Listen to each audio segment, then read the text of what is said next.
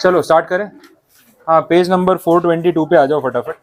चलो बातें करना बंद कर देना, ध्यान दो।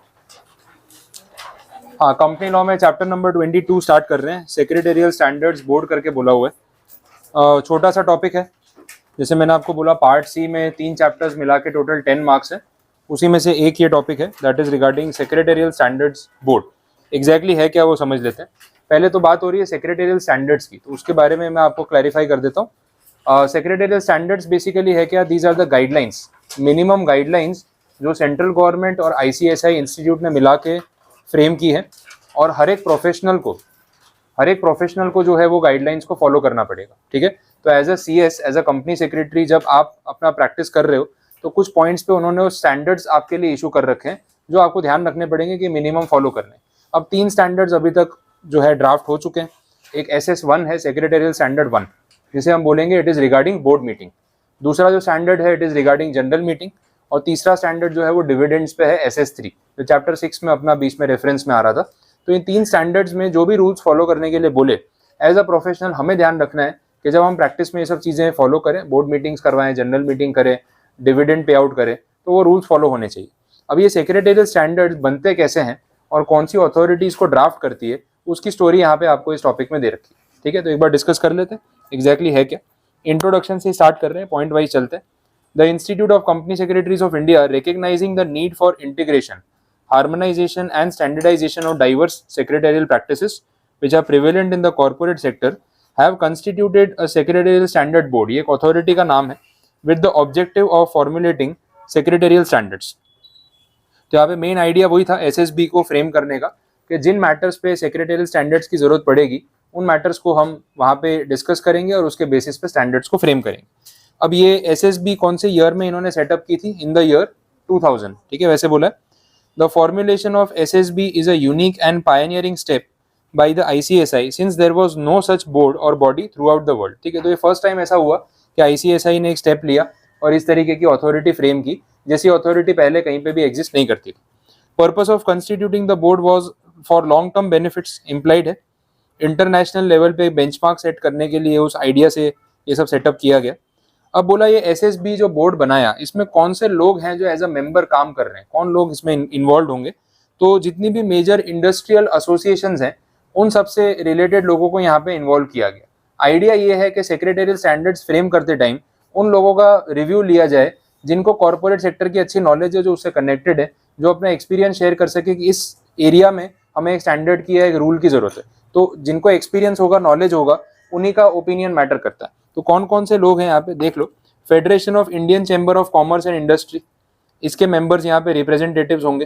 Confederation of Indian industry, associated chamber of commerce and industry of India, PhD chamber of commerce and industry, representatives of regulatory authorities, ये सारी अथॉरिटीज के मेंबर्स भी SSB में इन्वॉल्व होंगे। MCA, SEBI, RBI, stock exchange में BSE, NSE, और अपने तीनों इंस्टीट्यूट जो प्रोफेशनल बॉडीज हैं वो भी।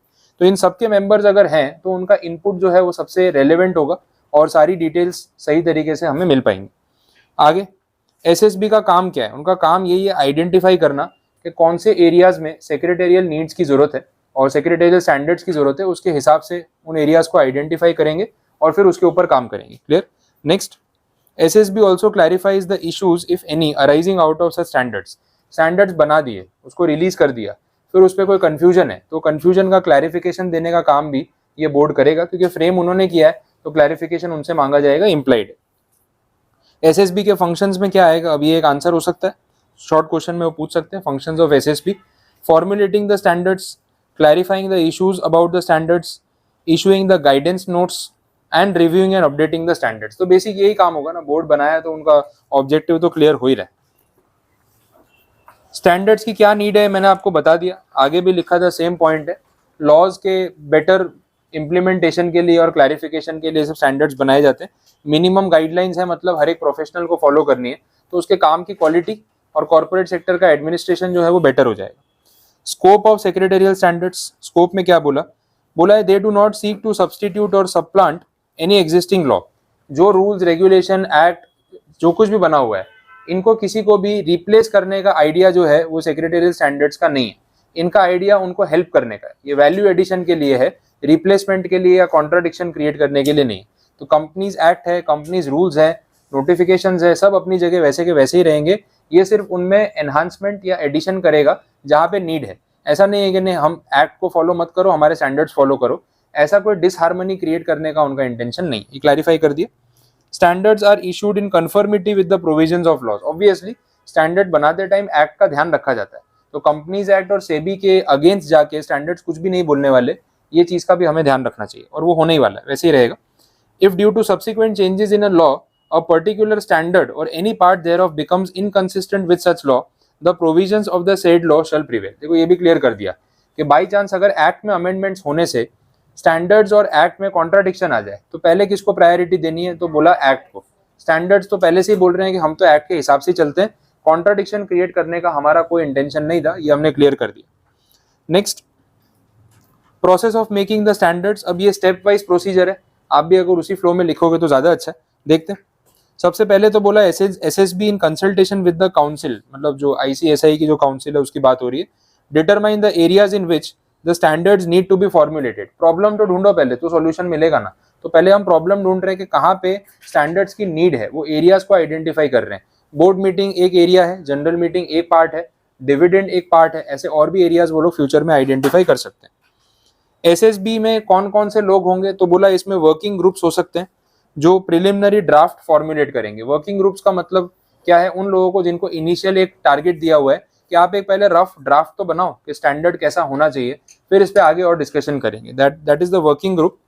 फिर आगे, the preliminary draft of the secretarial standard prepared by the working group shall be circulated amongst the members of the SSB for discussion. और फिर अगर उसमें मॉडिफिकेशन की जरूरत पड़ी तो मॉडिफाई करेंगे। तो जो भी वर्किंग ग्रुप है जिसमें प्रोफेशनल्स को हायर किया जाएगा, मेंबर्स को अपॉइंट किया जाएगा जिनको इंडस्ट्री की नॉलेज है, उन्होंने जो ड्राफ्ट रेडी किया वो पूरे बोर्ड के सामने डिस्कशन में रखा जाएगा, उनके मॉडिफिकेशन सजेशंस लिए जाएंगे और बाकी अथॉरिटीज को भी सर्कुलेट किया जाएगा उनके फीडबैक के लिए। तो हर अथॉरिटी का फीडबैक लेने के बाद ही हम कुछ फाइनल करने वाले हैं। कौन सी अथॉरिटीज हैं जिनके पास सर्कुलेट किया जाएगा, वो नेक्स्ट पॉइंट में बोला। सेंट्रल काउंसिल, जो आईसीएसआई की काउंसिल होती है, अलग अलग कमिटीज होती है, सेंट्रल लेवल पे, रीजनल लेवल पे, चैप्टर लेवल पे, जैसे अपना सूरत चैप्टर ऑफ आईसीएसआई, तो उनकी एक कमेटी है, उसमें भी चेयरपर्सन है, ट्रेजरर है, सेक्रेटरी है, ये सब पोस्ट होती है। वैसे ही जो अपना वेस्टर्न रीजन है पूरा, तो अपना सूरत गुजरात जो है वेस्टर्न रीजन में आ रहा है, तो WIRC करके काउंसिल है, उसके भी अपने इलेक्शंस होते हैं, उसकी भी कमेटी होती है, तो वेस्टर्न जोन को कोऑर्डिनेट कर रही है, एडमिनिस्टर कर रही है। एक सेंट्रल काउंसिल होती है जो पूरे इंडिया में जो CS का इंस्टीट्यूट का मैनेजमेंट है वो देख रही है। तो अपने जैसे देखते हैं local authority, state government, central government, तो वैसे ICSI में भी इस तरीके की कमिटीज होती है, ये उनकी काउंसिल की बात हो रही है। यहाँ पे बोला कि सेंट्रल काउंसिल के मेंबर्स को ये ड्राफ्ट फॉरवर्ड किया जाएगा, सारी रीजनल काउंसिल्स और चैप्टर ऑफिस को भी फॉरवर्ड किया जाएगा, वेरियस प्रोफेशनल बॉडीज को, इंडस्ट्री की एसोसिएशंस को, चैम्बर ऑफ कॉमर्स जिनके पीछे नाम लिखे थे, इन सबको सर्कुलेट करेंगे, रेगुलेटरी अथॉरिटीज को भी सर्कुलेट करेंगे और इन सबका ओपिनियन मांगेंगे कि आप ये ड्राफ्ट पढ़ो, आपके क्या सजेशंस है, कौन सा पॉइंट आपको लगता है कि चेंज होना चाहिए, आप वो चीज अपडेट करो तो हम उसके पॉइंट्स को वहां पे इंक्लूड कर सकते हैं। तो सजेशन मांगे जाएंगे। On the basis of the suggestions which are received an exposure draft of the proposed standard will be prepared. तो अभी प्रिलिमिनरी ड्राफ्ट था, फर्स्ट लेवल, सबके सजेशन आने के बाद जो आएगा उसको बोलेंगे एक्सपोजर ड्राफ्ट, ठीक है, फर्स्ट लेवल के चेंजेस के बाद। इसको कहाँ पे पब्लिश करेंगे, ये बोला चार्टर्ड सेक्रेटरी करके अपनी एक मैगजीन आती है, जर्नल आती है, वो रजिस्ट्रेशन के टाइम पे नहीं देख रहे, तो 500 रुपए वाली, उसमें ऐसे पॉइंट्स आते हैं, तो उसके अंदर ना ये चीज प्रिंट होगी और सबको सर्क्यूलेट होगी। तो बाकी भी लोगों का कोई सजेशन हो तो वो दे सकते हैं, जो भी वो चार्टर्ड या सेक्रेटरी या जर्नल है उसको पढ़ रहे हैं, फिर वो मेंबर्स हो सकते हैं, स्टूडेंट्स हो सकते हैं, आपका फीडबैक भी जो है वो भी आप दे सकते हो, कोई प्रॉब्लम नहीं।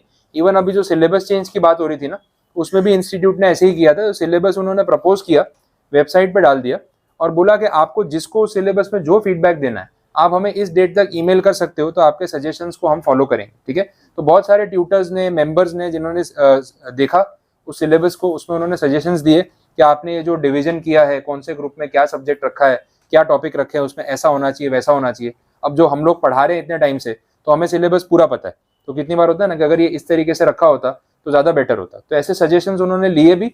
इवन उसके बाद वापस से एक वो वेबिनार किया, वेब कॉन्फ्रेंसिंग किया, और उसमें वो सजेशंस पे डिस्कशन भी हुआ और कुछ चेंजेस भी उन्होंने एक्सेप्ट किए जो मेंबर्स ने सजेस्ट किए थे। तो ये सब चीजें बहुत ट्रांसपेरेंसी से और फीडबैक के बेस पे चलती है, बिकॉज इंस्टीट्यूट चाहता है कि आपको बेस्ट चीजें मिले, तो उसके लिए आपका फीडबैक और सजेशन लेने में उनको कोई ऑब्जेक्शन नहीं। तो ये पॉइंट पे भी यहाँ पे ऐसा होगा। ओके, उसके बाद एक्सपोजर ड्राफ्ट जो है वो बाकी वापस से सारे मेंबर्स को सर्कुलेट किया जाएगा कि भाई आपके फीडबैक के बाद ही हमने फाइनल किया। उसके बाद भी जो कमेंट्स आएंगे वो सारे कमेंट्स को स्टडी करने के बाद फाइनली एसएसबी एक ड्राफ्ट रेडी करके ओके कर देगी कि हमारी तरफ से अब ये फाइनल डॉक्यूमेंट है, and that will be circulated to the ICSI council, and then council आगे डिसीजन ले सकती है कि इसको इम्प्लीमेंट करना है या नहीं। The council will consider the final draft of the proposed secretarial standard and will finalize the same in consultation with the board. Secretarial standard on relevant subject will then be issued under the authority of the council. तो finally फिर council के through ये issue हो जाएगा और implement होगा, ये बोला हुआ है। डन, यहाँ तक पता चला। आगे सेक्शन 118 का रेफरेंस है, every company shall observe secretarial standard with respect to the general and board meeting specified by ICSI. वो बात मैंने आपको स्टार्टिंग में बता दी कि बोर्ड मीटिंग्स के लिए SS1 है, जनरल मीटिंग के लिए SS2 है और SS3 डिविडेंड के लिए बनाया गया। तो बोला कि हर कंपनी को जो भी एप्लीकेबल स्टैंडर्ड्स जो फॉलो करने होते हैं, SS1 और 2 मैंडेटरी है, 3 में उन्होंने ऑप्शन दिया हुआ है कि भाई आप नहीं भी फॉलो कर पाओ तो इट इज ओके, वैसा बोला। तो ये पॉइंट्स रहेंगे। डन, यहाँ तक समझ आया? तो ये सेक्रेटरियल स्टैंडर्ड बोर्ड्स का पूरा टॉपिक कंप्लीट। पूरे चैप्टर में से एक आंसर आने का चांस रहेगा। अब वो 3 मार्क्स का भी हो सकता है, 5 का भी हो सकता है। वो 10 मार्क्स में 3 चैप्टर को कैसे बाइफरकेट करेंगे that will depend, but guarantee है कि आपको एक क्वेश्चन इसमें से मिलेगा। अब इतने छोटे टॉपिक को पढ़ के अगर आप 3 मार्क्स भी निकाल लेते हो तो बहुत अच्छा रेशियो हो गया, आपको एग्रीगेट तक पहुंचाने में ऐसे टॉपिक्स हेल्प करेंगे। तो इनको छोड़ के मत जाना, अच्छे से इसको एक बार आप स्टडी कर लेना। क्लियर? बस कोई चैप्टर इसके साथ अपना बैकअप 22 वाला नया चैप्टर में इसमें नहीं स्टार्ट कर रहा हूँ आज के लिए, इसमें इतना काफी है।